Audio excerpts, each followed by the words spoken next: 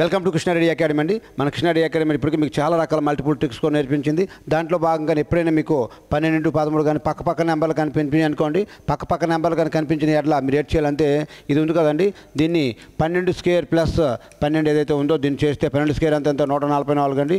దీనికి 12తో కలిపేస్తే ఎంత అయిందండి 6, 156 ఏదైతే ఉందో ఈ 156 దీనికి మీకు ఆన్సర్గా మీకు పరిగణించడం జరుగుతుంది. అదేవిధంగా ఇక్కడ చూడండి 13 × 14 అనండి, అంతే 13 స్క్వేర్ ఎంత 169, 13 ఎంత అంటే మీకు 12, 182 ఏదైతే ఉందో ఈ 182 అనేది దీని యొక్క ఆన్సర్గా మీకు చెప్పడం జరుగుతుందండి. అదేవిధంగా చూడండి 14 × 15 అన్నాడు కాబట్టి 14 స్క్వేర్ ఎంత 196 అండి, 14 స్క్వేర్ ఎంత 196.